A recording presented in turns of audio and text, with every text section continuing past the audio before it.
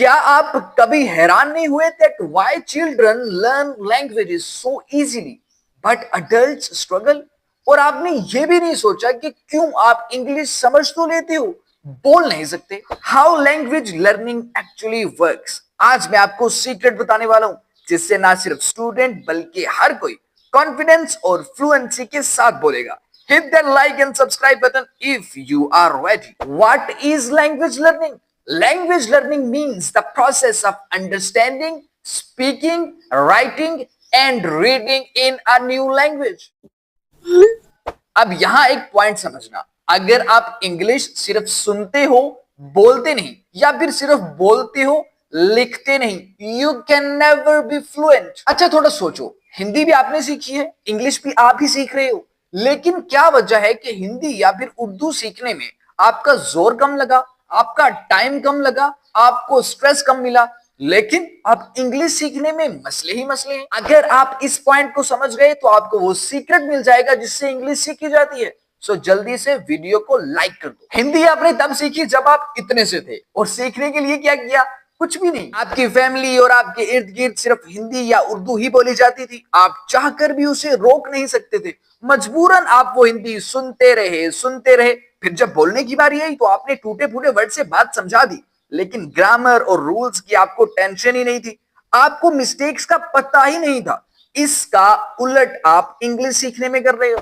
English आप तब सीख रहे हो जब आप इतने बड़े हो, और सीखने के लिए क्या कर रहे हो? YouTube plus course plus books, बहुत कुछ। आपके इर्द गिर्द या फैमिली में इंग्लिश बोली ही नहीं जाती, आप चाहकर भी इंग्लिश बुलवा नहीं सकते, मजबूरन आपको हिंदी ही सुनना पड़ती है। और जब इंग्लिश बोलने की बारी आती है तो आप समझा नहीं पाते, ग्रामर और रूल्स की टेंशन लेते हो, मिस्टेक से डरते हो, इसलिए आपको इंग्लिश नहीं आती। उर्दू या हिंदी बेहतरीन आती है। अब आपको समझ आएगी that how the brain learns a language. आपका ब्रेन 4 स्टेजेस में काम करता है। फर्स्ट स्टेज में सिर्फ इनपुट लेता है, यानी ओनली लिसनिंग। सेकंड स्टेज में समझने की कोशिश करता है, थर्ड में आउटपुट देता है, और फोर्थ में इंप्रूव करता है। जी, इन्हीं 4 स्टेजेस को फॉलो करते हुए आपने अपनी नेटिव लैंग्वेज सीखी है। जब भी कोई न्यू लैंग्वेज आप सीख रहे होते हैं तो इसमें एक साइलेंट पीरियड आता है, आप उसमें डिमोटिवेट हो जाते हैं। ये होता क्या है? जब एक लैंग्वेज आप सुनकर समझ तो लें, लेकिन वही लैंग्वेज बोल ना पाए, तो ये साइलेंट पीरियड होता है। इसमें आपने गिव अप नहीं करना। Don't worry, this is completely normal, बच्चे भी यही करते हैं। अगर आप दिन रात कोशिश करने के बावजूद इंग्लिश नहीं सीख पा रहे, तो आप इन 3 मिस्टेक्स में से एक लाजमी कर रहे हैं। या तो आप ग्रामर पर बहुत ज्यादा फोकस कर रहे हैं, या आप गलत बोलने या रुक जाने से डरते हैं, या फिर आपके इर्द गिर्द वो लैंग्वेज एग्जिस्ट ही नहीं करती।